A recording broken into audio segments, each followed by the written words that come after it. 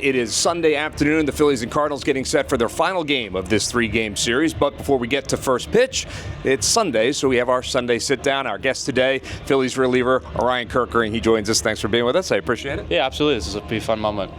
Let's talk a little bit about you're in your second season here in the big leagues, albeit short 2023 and still getting 2024 underway. But, you know, as you get more comfortable with each and every day, where would you say your comfort level is as you, fit into this clubhouse and into that bullpen? Absolutely. I think I'm getting more comfortable each and every day, just kind of getting used to everyone still. It's not no one's like before, like last year, it's kind of like, oh, Bryce Harper, Trey, kind of that feeling where it's like that kid moment, but like now it's kind of like their teammates who still talk a lot, we still get used to each other, so it's more of like a teammate versus like an idol kind of experience. So I think just learning that experience, then learning each day of like traveling and like being able to experience that way within, see new things that way, and like learn from everyone who's been from like Strom with a couple different teams, Hoffman who's been in a couple, like Alvy, and talking like their experiences. So like kind of learn it now before that time comes with me, whether it is being on a different team or it is staying here for a long time, just kind of getting used to that culture of it. That's a really interesting way of putting it in terms of going from, hey, these are guys that I watched growing up, idolized, and now they're my teammates. How does that happen? Does it take both sides to kind of make that comfort level come together? Or is it just something that over time you just get used to being around Bryce Harper and Jose Alvarado and guys like that? I think a little bit of both. I think it's just kind of like opening up a little bit, not like, I wouldn't say not being scared, but just kind of like opening up, like trying to find like who your true colors are, just kind of let them know like, hey, this is me, like I'm not gonna like be two-faced or anything like that, or like this is like who I am on the field, I'm totally different off the field, just kind of like getting used to anyone, like how we get drafted, like when we first get here, just kind of meeting new people, kind of like experience like, oh, what do you like kind of feeling. So I think just doing the same thing each new level and kind of experience that way with it. So basically, it's the same way in regular life. When go back to let's go back to high school. You grew up on the west coast of Florida, beautiful down there, and Venice High School. I know you obviously played ball down there and travel ball as well. What do you remember about that time in your life? We all during that time of our life trying to figure things out. Was baseball the center of everything for you, or was there other stuff? Baseball was for sure centerpiece, just kind of like going in, day out. Like not saying that's like all my focus, but just kind of like, no, like that's what I want to be and just kind of focus on here. Not saying I won't focus on school either, but it's like prioritizing like those couple things, and like obviously friends, family would be like obviously another focus thing, but it's not so much like, oh, I'm going to do this thing or do that thing. I was like make sure like we prioritize like my important things that I want out in the future. Early on, though, you knew baseball was an avenue that you probably could pursue. I mean, tell me, in high school, was it a dominant performance for you every time out? Were you growing into your body? How was all that? For sure, growing in my body, because it was like freshman, sophomore year, it wasn't like anything like stand out where it was like freshman on varsity and like starting kind of like that. It was like a late bloomer kind of, so it was like I started JV freshman sophomore year, kind of still like fitting in my shoes, and then like that next summer kind of like exploring a little bit more of like who I am, and like D1 offers started coming a little bit, so it kind of put me up a little bit more and giving that confidence up, and it's like each step just kind of built that little more confidence in me. So it was like got the D1 offer, got there, kind of we won states I think those 2 years back to back, and then went to college, had fun there and experience, and then getting drafted here, keep moving up the levels, and now we're here. So I think each level just kind of built that confidence up. It's like the extra layer on top of that layer kind of. And you had a lot of success, obviously. I was reading a little bit about your travel ball, and you got some coaching from a pretty well-known guy here in Philadelphia, Sure, yeah. Roy Halladay. What was that experience like? It was kind of a surreal moment just because like you didn't really understand. Like you knew who he was and like what he did, but like, even like as a high school guy, like not even understanding, because like I played with his son Braden, who's at High Point now, so it's just kind of like seeing that aspect of it. It's like we looked at him as like a dad, not so much like a Hall of Famer, or even like a Phillies and Blue Jays legend kind of. So it's like kind of understanding that aspect of it. But it was like even my dad's like, you just talked to, and like how many other like dads and like the kids on the other side are like kind of jealous of like what you guys are able to do. And I was like, yes and no at the same time kind of, but just enjoy that moment of it. When did the slider click for you? I mean, is that something you've always had, or is that something, I mean, obviously it's developed over the years, but when did you start throwing that? When did you know, hey, this is a pretty good pitch for me? High school for sure. Like that summer going to sophomore, junior year, kind of like learning a little bit more and like exploring like what that pitch can do for me. So just keep throwing ever since. Can you take me through that process? I mean, without giving anything away, but folks are interested, how does that work? How do you think yours is unique, your slider, and I guess everybody's is at some level, but take us through how you throw your pitch, like I said, without giving too much away. Yeah, so I think it was 15, 16, like what that sophomore year, so copying with our pitching coach, Oscar Espada, and like saying, all right, let's just try to figure this group out, because we went from like curveball, slider, trying to figure all those kind of pitches out.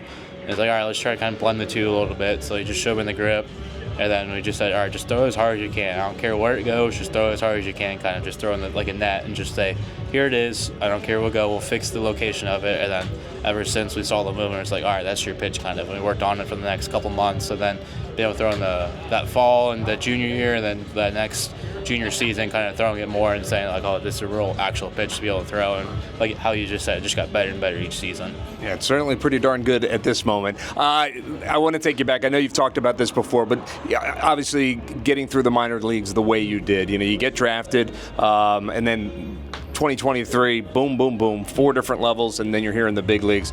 What was that experience like? Now that you can kind of take a step back and look back, is it still kind of surreal to you how that all played out? For sure, yeah. I think it's just kind of seeing all the different teammates kind of, and like it's so obvious to talk with them, so it's kind of weird to see where it's like obviously skyrocket through, so I'm not going to take that away, but it's also kind of like bringing up the other guys too with it and just kind of coaching them up a little bit. It was like, because I know a lot of guys will say like, well, you made it fast, like how'd you do it so easy? It was just like not so much like not caring what happens on the field, just letting it go, and whatever happens, happens. So it's always just trying to coach them up too with it and just say, have fun with it almost, versus kind of stress about if I don't pitch good, I might get released, or if I don't pitch good, like I feel like bad. Obviously you're going to feel bad if you don't throw well, but it's just kind of like how you're going to come back the next day and just kind of coach them up themselves with it too. But that kind of attitude, I think, is a rarity. I mean, it's hard to have that kind of, especially in a sport where failure is so prevalent, and that's baseball. Where did that mentality for you come? Where did you learn that to kind of say, you know what, I'm just going to go out there, do what I can do, and let the cards fall where they may kind of thing? I think there was a talk with the coach at USF, Billy Mole, and he was like, I was struggling all year, kind of getting upset with myself just because like the numbers weren't what I wanted, because I was like pressing on myself about getting drafted, like where I want to be. And he's like, does it really matter? If you throw good, they're going to pick you up whether they like you, because there's 30 teams that's going to pick you up, and only one really has to love you to draft you and give you a chance. So I think kind of getting that aspect of it in my head and just saying, whatever happens, happens. If it's I throw a no-hitter or whatever, I have a clean inning or immaculate inning or something like that, or I go give up 18 runs, it doesn't matter. It's the same guy the next day, and just kind of flush it down the toilet and just keep going every way. So I think that helped. And then once getting drafted, seeing like a team like actually like, I won't say care, but like want to give me that chance kind of, I think that's what really kind of pushed me over the edge and like just go out there and do the best, because if they believe in you, then you can believe in yourself kind of. It's funny. There are so many guys on this pitching staff, I think, that we describe as low heartbeat guys, right? Yeah. Guys that, like the guy that's going to pitch, Ranger, who pitched last night, he's a guy that we describe that way. I would describe you that way. Do you, I mean, that's obviously a compliment.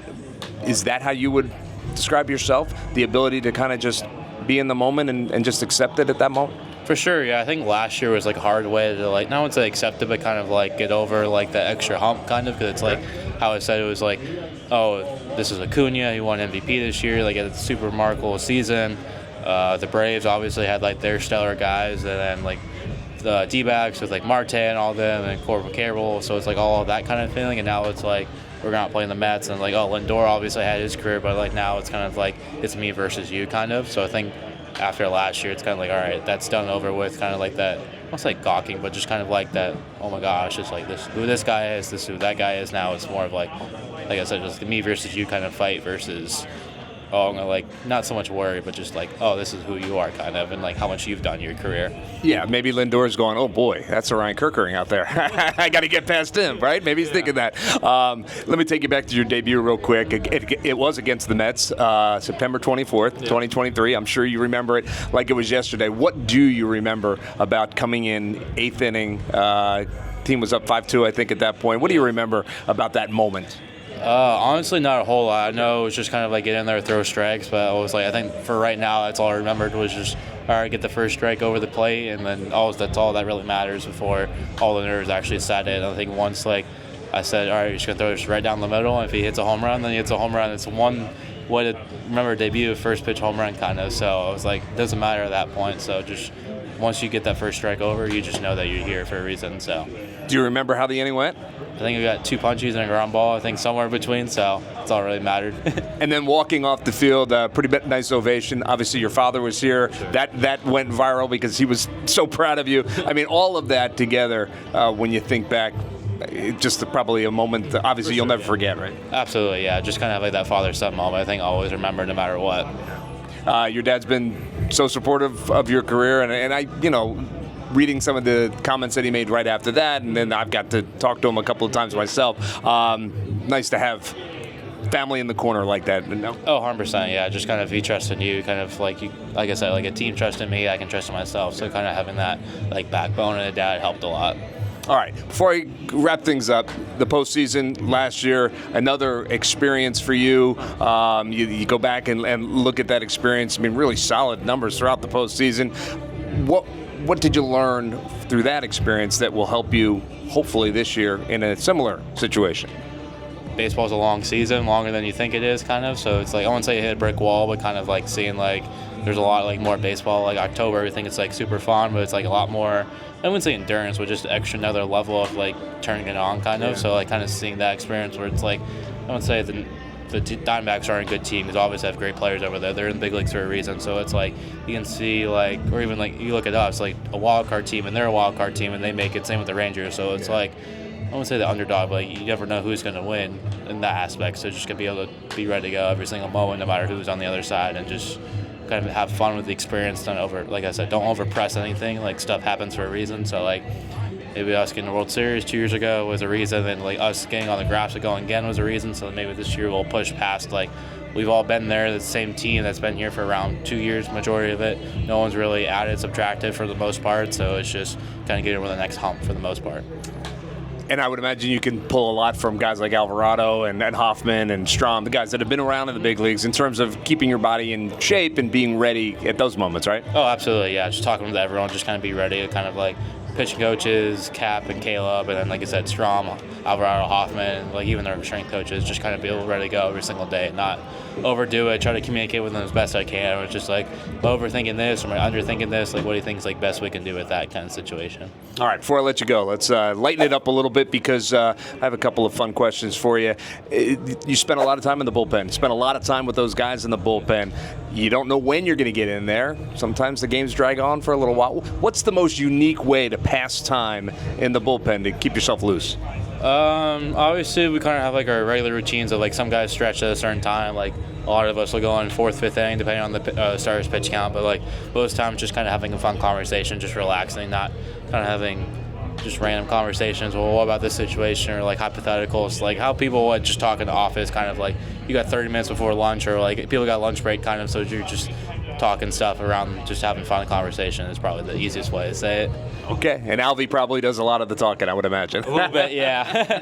All right, next question. Last year, you moved through 4 levels of the organization until landing here in Philadelphia, which in my mind means you had to move physically 4 different times. So now, if you ever had to move again, you buy a new house here in the Philadelphia area, which of your teammates are you going to ask to help you move?